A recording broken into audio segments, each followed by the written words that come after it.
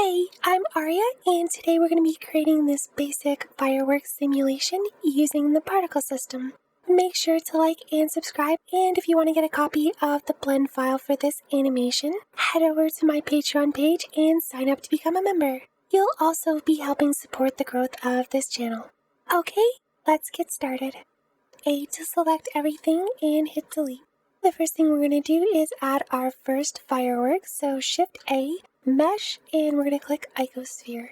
Then we want to scale this quite a bit, so we're going to hit S and type in 0.05.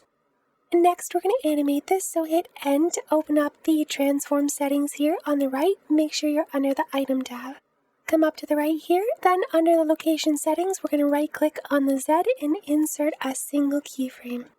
Mostly everything I'm doing here is just based on my original animation, so feel free to just use this as a guide as far as how high you want to go with these and if you want to go in different directions.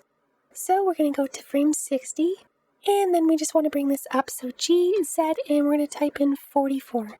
Let's just zoom out just so that we can see it here. Now that we've got that, we can head over to the right click, and insert a new keyframe for the Z. If I go back to frame 1 and hit play, you can see now that we've got our animation here. I know this animation is not perfect, but we're just going to keep it simple. You could create a rigid body from this, and your physics would be a little bit more accurate, but there's a lot more work involved. Like I said, don't worry about doing this. I'm just going to quickly show you how you would do that. So I'm just going to clear the keyframes, add a rigid body, and what I would do is click animated on frame 1 and add a keyframe. Then as well, you'd want to add a keyframe to the Z location. So right click and add a single keyframe. Go forward about 5 frames or so. Set a keyframe again inside the rigid body settings, and then go 1 frame further to frame 6, turn this off and set a keyframe. Then we're going to move forward 1 more frame. Click here on the Z axis and type in something like 5 and insert a new keyframe. Back to frame 1 and hit play, you can see that it sort of shoots up and then hangs and then drops, which is obviously a little bit more accurate, but the issue is the way we're creating these today.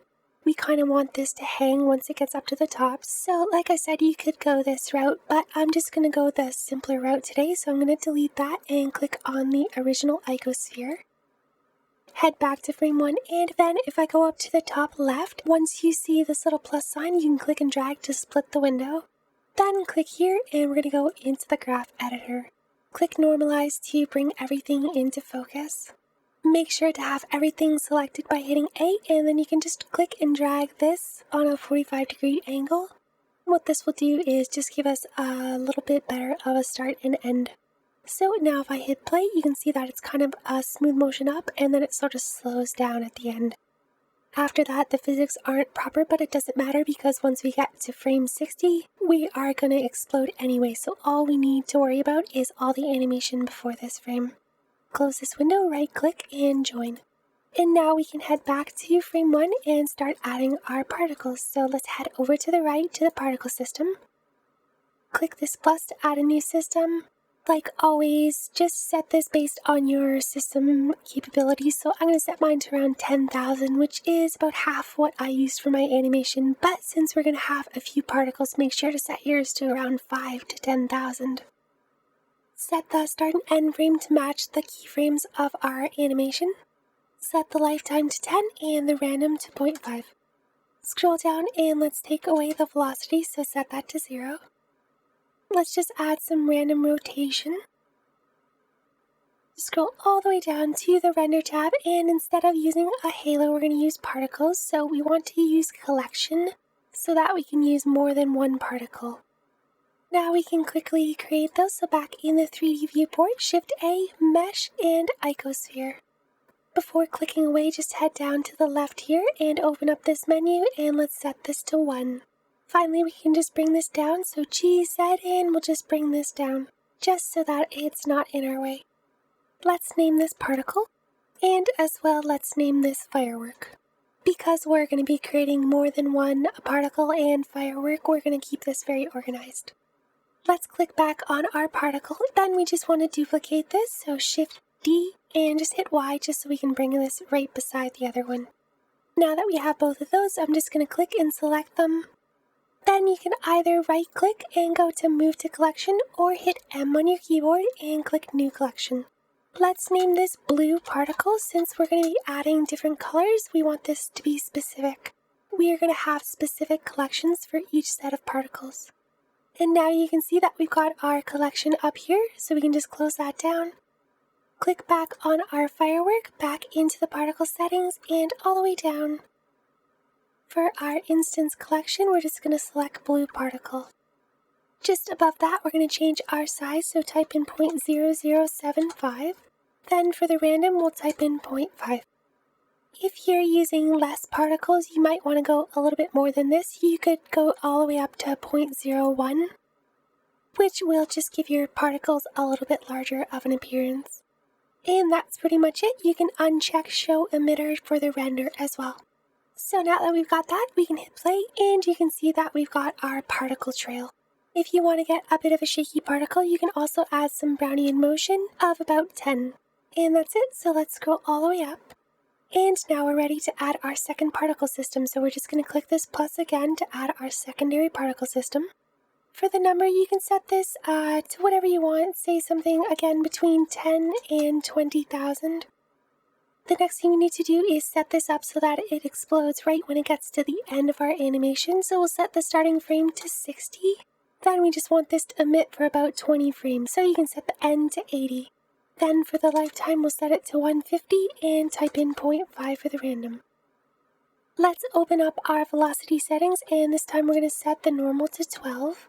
Scroll down, and we're just going to add a little bit of random rotation again, just like always. Moving down a little bit further, let's add some drag just because our particles are going to kind of shoot out really far and it just won't really look to scale. So if we add a bit of damping and drag, that should help. And 0.025 for the damp. Make sure that you add a 0 after the dot just so that we don't get too much damping effect. We can move to the render, and this is simple. We're just going to click here, select Collection, and select Blue Particle. Just above that, again, let's change our size to 0.015 and the random to 0.75. Then the final thing we want to do is go to the gravity settings and set this to 0.25. And this will just give our gravity less of a downward pull on our particles. Make sure to save, and now if we hit play, you can see that we've got our animation done. I'm just noticing that our stem is looking a little bit large, so I'm just going to head back into the particle settings.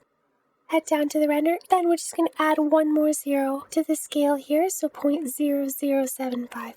And there's our first firework. So now you can see that it's looking a lot better. It kind of just slows down at the end and then explodes. Then if we let it play further, you can see that it sort of just fades out over time. Awesome, so head back to frame 1, and now that we've got our first firework, it makes things a lot easier. So we're going to make our second firework by duplicating everything here, but before we do that, what we want to do is add materials to our particles just so that we have the basic setup for each shader. So let's click on the first particle here, head into the Material tab, then we're going to click New, and instead of using a principled, we're going to click here and select Emission. Click, and then we want to have a blue color. And then let's set the strength to 500. And now we can click our second particle, click New. Then again, this is just going to be super basic, so first we'll click the base color, click the value and set this to 5. Set the metallic to 1 and the roughness to 0. So we can just quickly view that. Let's head up to the right and turn on our render preview. If I hit play, you can see that we've got our particles. Head over to the render tab, and since we're using Eevee at the moment, we're just going to turn on some things. So ambient occlusion, bloom. Let's also turn on screen space reflections. And then since we want to have a background, let's head all the way down to the film and uncheck transparent. Now we can change our background to something other than just a gray background, so we can go into the shading tab. I'm just going to scroll out a little bit here. On the left here, we can click and go into the world shader. Head up into the world properties here. And instead of having a color, let's click this dot and click environment texture. Next, we can click open. I'll throw the link in the description for this HDR. If you've seen the tutorials before, you probably have this already. Then click open. I'm going to turn the render preview back on just so that I can see Then just so that we have a timeline to work with, let's just head down to the bottom. And when you see this plus, let's just click and drag to add a new window. Click and add a timeline. Head back to frame 1 and hit play. Great, so now we can head back into the layout just to have more space to see. Let's click here to go back into flat shading, and we can now create our second firework. So you can just select your firework by either clicking the particles or selecting it up here. Let's click this to go back to frame 1 just so that we're working from the beginning of our simulation. Hit Shift D to duplicate, then Y just to bring this over. Feel free to move this anywhere on the X and Y axis because we don't have those keyframed. So if you want, you can just bring this in behind our other firework if you want. Now if I was to hit play, you can see that we basically just got these two doing the exact same thing. So we can start making some changes. So back to frame 1. And the first thing we want to do is change when our animation starts. So let's click our new firework. Let's just rename this firework 2. Then you can see that our animation is exactly the same. So if we just make sure we hit A to select all of our keyframes, we can just drag this up to around frame 20. And this of course is just our Z location. So you can see up here now our keyframes start here instead of at frame 1. If I was to hit play, you can see that the animation starts later, but our particles are still doing the same as this one here. So let's go change those. Back to frame 1, over to the right into the particle settings. And before you do anything at all, what you want to do is make copies of these. Otherwise, if you make any changes, you're going to be changing both of these. I like to do this before I do anything else, so select the first one and just click here to copy. Now you can see that we've got a new set of particle settings. Let's click this one as well and click copy. And now let's click back on our first particle setting, which will be our particle trail. It's from frame 1 to 60.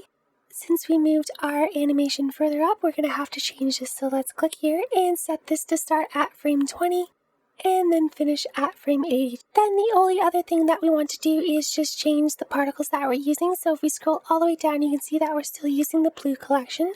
So let's create a new collection by just clicking and selecting the two particles. Shift D to duplicate, then Y just to bring this over just next to them. And if I open up the blue particles, you can see that we have them inside here. So let's make a new collection.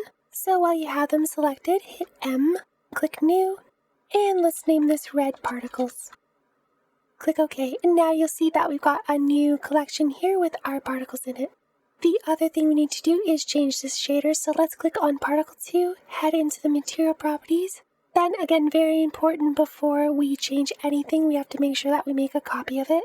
Otherwise, we're going to be changing the other shader as well. Click here and let's select red. Now if we click back on our firework 2, back into the particles, we can head all the way down. Click here and select red particles. Now if I turn on the render preview and hit play, you can see that we've got two different color particles. Now we can head back up to the top here and we can select our second particle system. Let's take this down quite a bit, so we're going to go to 3,000 instead of 20,000. And since our animation ends at 80, that's where we can start our particle burst. So I'm just going to type in 80 for the start and 83 for the end. And you can see this is much shorter, just because we want one quick burst and not really a stream of particles. You can leave all the other stuff the same, but let's scroll down. By the way, if you want to get a larger burst, you can just increase this to a higher number. And if you want to get a smaller burst, you can just turn this down a bit. So I'm going to turn mine to 10, then scrolling all the way down. Feel free to change the size if you want. I'm just going to increase this a little bit to 0.025. Then the final thing we need to do is click here and we're going to select red particles. I'm just going to quickly hit play just so that we can see where we are. So we've got 1 and 2 different particles. Like I said, if these are a little bit too close, what you can do is let it play and then see where it bursts. And you can see that if I select the second firework, I can use the center point to position this. So I'm just going to bring it over a little bit by hitting G and Y. And I want it to explode in roughly this area. That's looking a lot better. You can also change the height at any time if you want. So a good way to do that is just make sure that you've got your fireworks selected. Then if you use this here, you can jump to certain keyframes. So now I can jump to the keyframe where I set the height. Click, and we can just drag this up just a little bit. Right click, then replace single keyframe.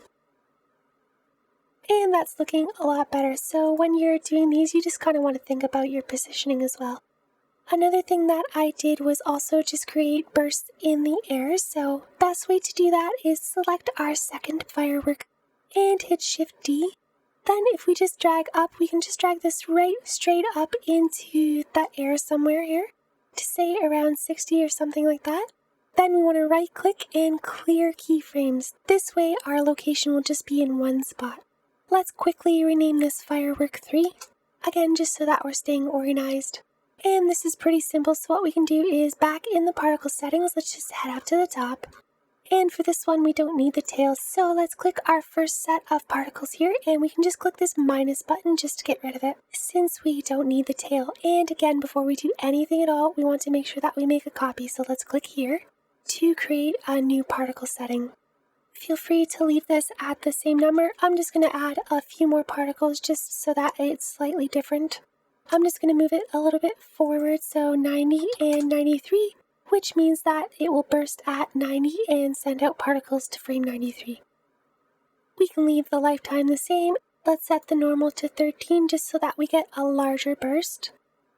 Then let's scroll all the way down, and you can see again that we're using the red collection, so let's quickly make a new collection by selecting either set of particles here, Shift D and Y just to bring these over again. Then M, new collection, and type in yellow particles. Then click OK. And now if I select the first particle again into the material tab, make sure, very important, to copy. Then click here and we can select yellow. And now if I click back on firework 3 into the particle settings, we can scroll all the way down and select this and click yellow particles. So now if we watch our animation, you'll see that we've got our third firework. Okay, so that one's a little bit of a replication of this one here, so feel free to make some changes, but I'm just going to show you a couple other variations that you can do with these particles. So now that we've got this burst one here, we're going to duplicate that, so make sure that you've got firework 3 selected. Then we'll hit Shift D and we can just drag this over.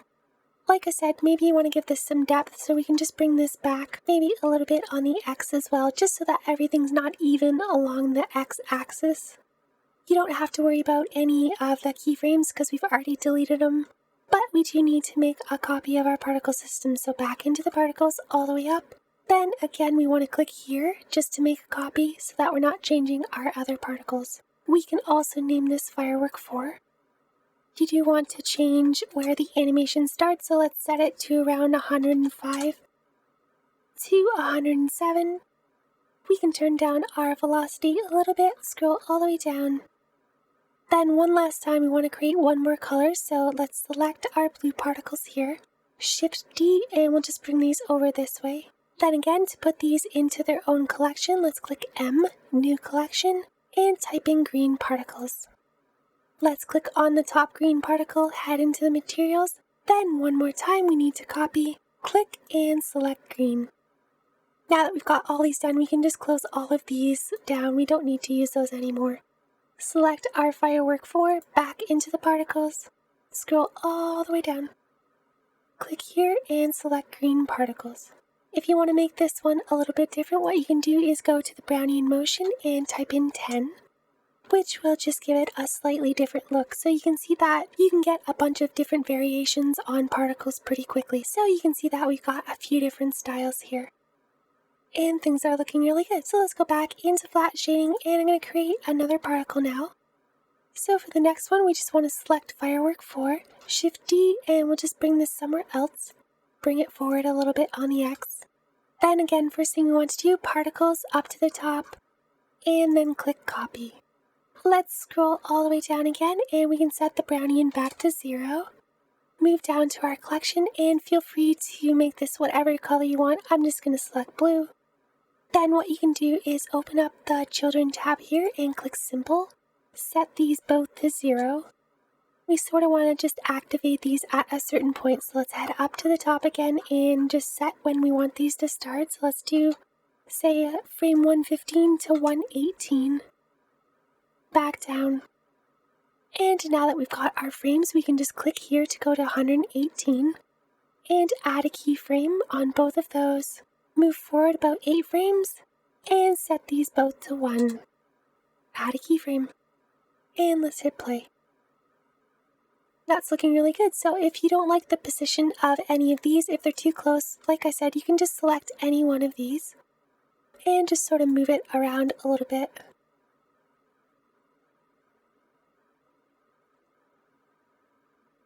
Alright, so that's looking really good, so we can move on to our final firework. Which in my animation you saw that I created a giant sort of spherical sort of thing, so I'm going to show you how I got that effect. This time, instead of duplicating one of our bursts, we're going to go back to our original firework and use that as our base. So we can hit Shift D, and we'd want to bring this over on the Y, but not by very much. So you can hit Y and 0.5 to bring this over, and you can see if I zoom in, it's just over by about half a square. Let's quickly rename our fireworks here. I forgot to rename this one, so 5 and 6. Then there's quite a few things we need to change with this, so we just want to figure out when we want this to show up. So for now, let's just turn this off and zoom out just so that we can see when all of our fireworks are going off, and probably about now is when we want this to start shooting into the air. So at around, say, frame 140 is where we want to start our animation, so we can just turn this back on, select our firework, and you can see that our animation here is starting at frame 1 to 60, so let's just click that and drag it all the way up. Now our first keyframe is at frame 140, so this will start shooting up at that point. Back to frame 1. Then let's scroll all the way up to the top in the particle settings. Make sure again to make a copy, so I'm going to click copy and then select this and copy that as well. Just do this so that you don't forget. Then this is going to be sort of our larger particles, so I'm going to set the number to 20,000. Again, you can just leave this lower if you need to. But just to show you the effect, I'm going to raise this up.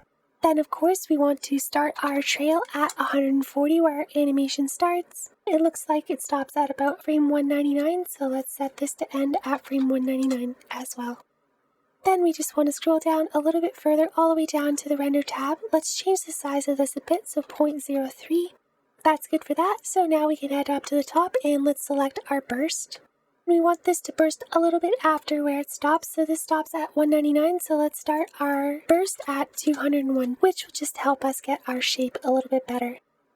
And then we can set our end frame to 215. We can also lower the number of particles we have, so let's change that to 7,500 just because we don't need as many.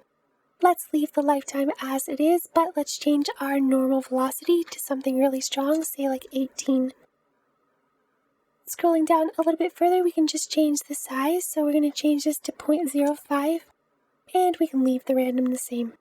Finally, we just want to change which color we're going to use, so I'm going to select red, and I think that I forgot to do it for the other one as well, so let's go select the other particle system, head all the way down, and also change this to red. And now if I hit play, you can see that we can go through our animation here. It's looking pretty good, but you see it doesn't have that shape yet, so the way I got that shape was to add a little bit of rotation to the emitter. So let's head back to frame 1, flat shading. Now we just want to add an empty, so Shift A, and let's go to empty and plane axis.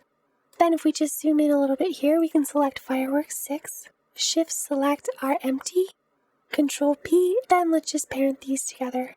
Now what we can do is use our empty to rotate our sphere so that it kind of has a spinning motion to it.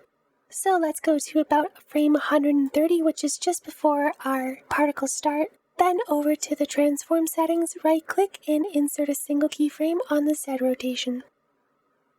Make sure that we go past this by about 10 frames, so let's go to frame 209. And now we can add a rotation amount of about 5,000. Right click and insert a single keyframe. Now we can head back to frame 1 and let's just zoom out. Make sure that you're saving, and I don't think our timeline is long enough, so let's change this to something like 400. Just so that we've got enough time for our particles to fade out. Render preview, and just so that these aren't in the way, I'm just going to quickly add a mesh. Bring this down, and this is purely just to cover up our particles, so I'm just going to scale this so that we don't see those anymore. And let's hit play. that's looking really good. So that's kind of the effect that we wanted. I want these rings to be a little bit tighter together, so let's select our emitter. By the way, it's now under our empty, so you can also just name this firework 6 control just so that you know where it is. So feel free to make any changes. If you want this to be a little bit tighter, you could change the start and end frame to something a little bit shorter, so say like 210 for the end frame. And you could also add a little bit more damping if you wanted, so 0.04 might work. And you'll see that that's looking a little bit nicer now. So again, like I said, these are just the basic settings. You can feel free to go in and tweak them as you like. So that's it for our fireworks. So now that we've got everything done, what we can do is just select any one of our fireworks. It doesn't matter. Head into the particle properties, open up the cache. Then instead of hitting bake, we want to hit bake all dynamics. Now you can just scroll through anywhere you like and see how things are looking. So I'm going to just leave it on that frame for now while we finish our scene. First, make sure that you've got this add-on installed. So edit, preferences, add-ons, and then you want to search for land. And make sure ANT landscape is turned on. Then Shift A, mesh, and you can click landscape. By the way, if your viewport is being slow, just go back to frame 1. So I'll just reselect that, Shift A, landscape. We can just change the subdivisions here to say like 64, just because we don't need all that many. Then you want to change these both to 50. Scrolling down, let's change our noise level to something around 5, just so that it's a lot smaller. So something like that should work good. Just set a height of 15, and if you want to get this flattened top, just make sure that the maximum is set lower than the height, and that way it'll chop it off. Then I'm just going to bring my noise size up just a little bit. Something like that should work great.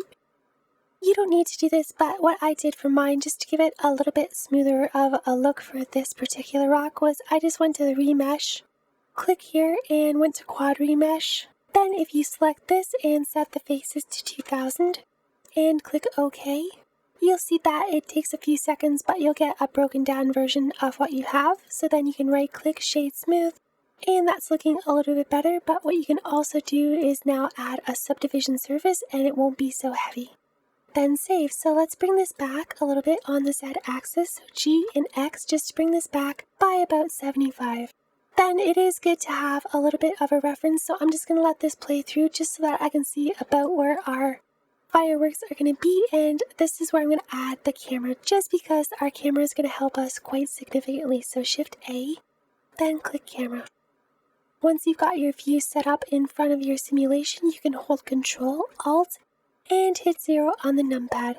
Head to the right here to the camera properties, and I set my focal length to around 35. Bring this in a little bit, so let's head up, and I'm just going to tweak some of these settings here just so we're a little bit closer. So something like that should work just for now, just so that we can get our composition.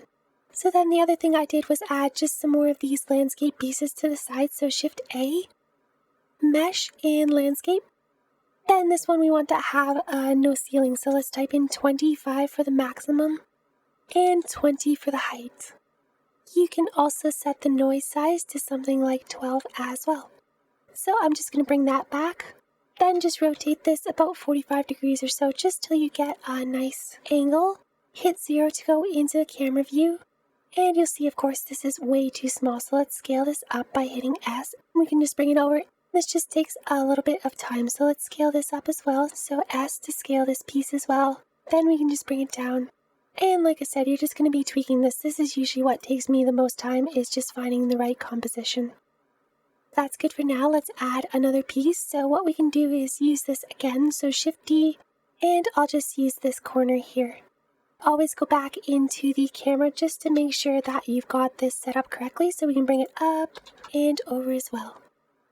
Awesome. So let's add a new landscape. So Shift A, mesh, landscape, and the nice thing is that all you need to do now is just change the C to get a different version. Again, if you've got your tops cut off, just make sure that you change the height maximum. So we can just scale this up and bring it back into place. And the idea here is just to sort of frame the camera. So again, I'm just going to hit 0 to go back into the camera settings, and we can just rotate this. And that's looking good. So let's duplicate this. Shift D, Shift Z to bring this to the other side. And that should work good for now. So I'm just going to select all of the landscape pieces here, hit G and Y just to make sure that this is a little bit more centered. And that should be good for now. So I'm just going to go into the shading just to see. So now that we're happy with our landscape pieces, we can head into the shading tab. Then we're going to add a pretty simple material to all of these. So you can select any one of these.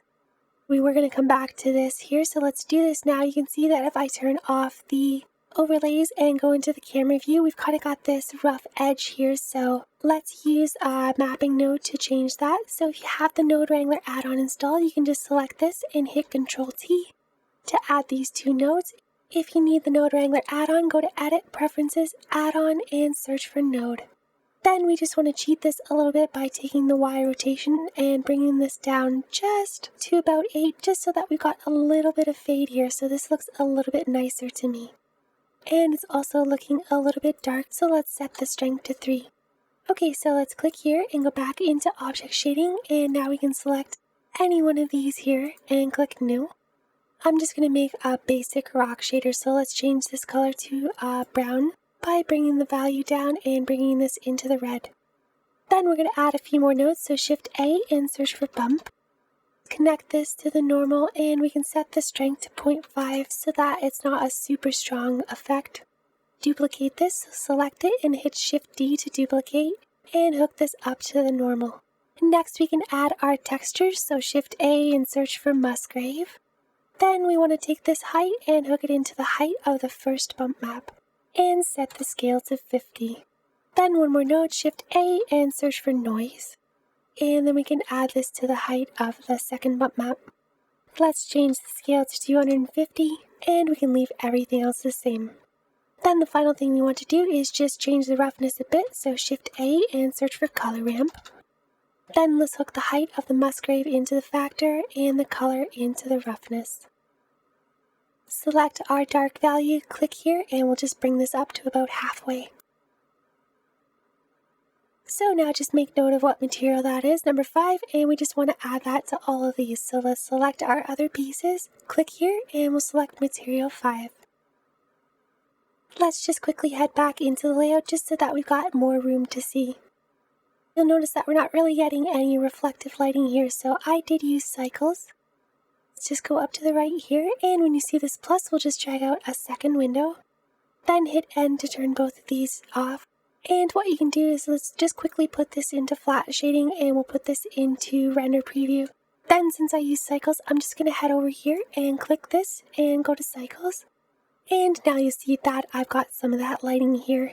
You can actually sort of use Eevee at the same time. So if you go into this window here and turn on viewport shading, this is a little bit of a workaround, but you can click here and add scene lights in the scene world. Then we'll just refresh it by clicking out and in, and you'll see now that we've basically got our Eevee preview.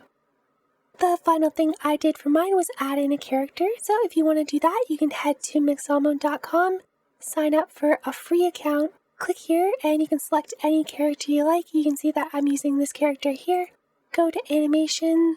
And in my case, I just searched for idle and I picked one of these very still poses. So for example, if you click this one here, you can just make some changes. Obviously, her arms are clipping a bit, so you can change the character arm space a little bit.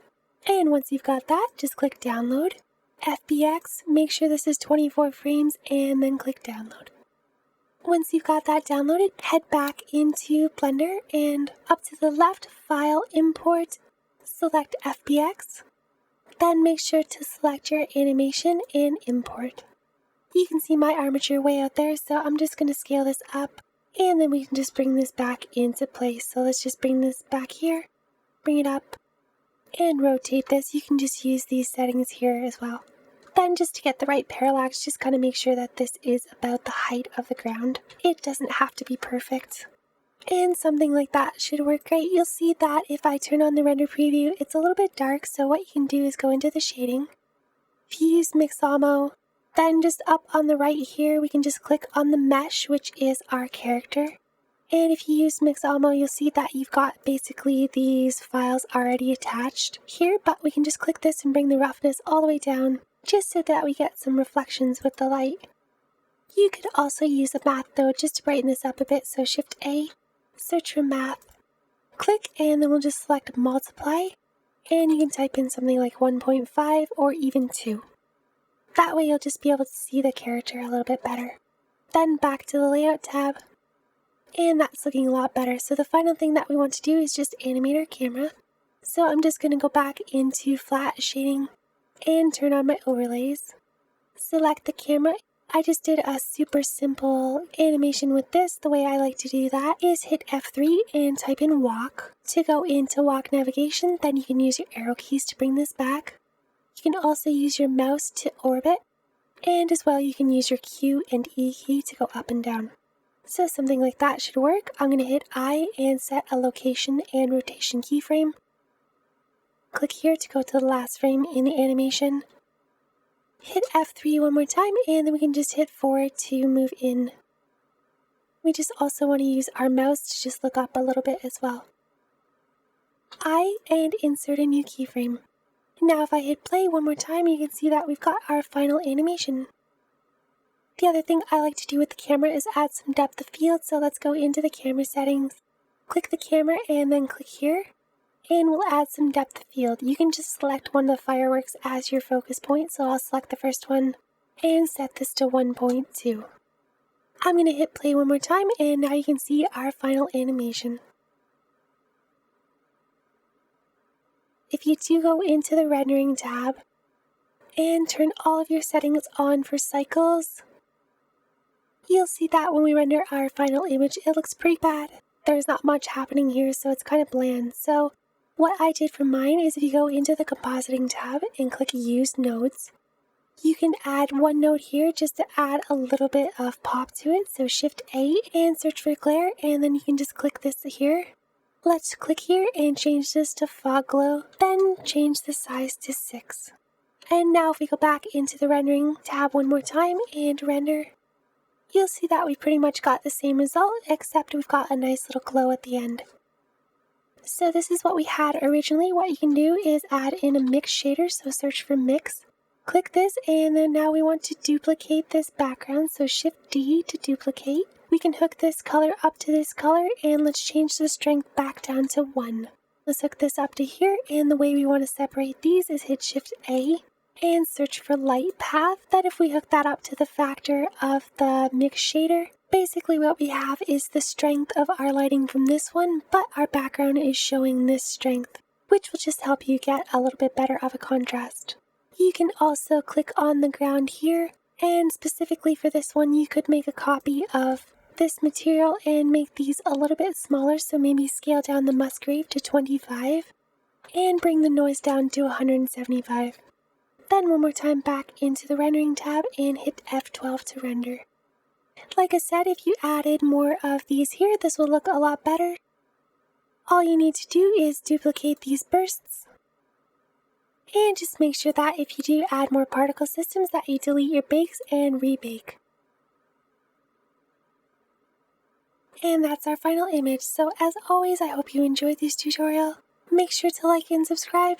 And if you want to get a copy of my original animation file, or you just want to support the channel, make sure to head to my Patreon and sign up to become a member. I'll see you soon. Bye!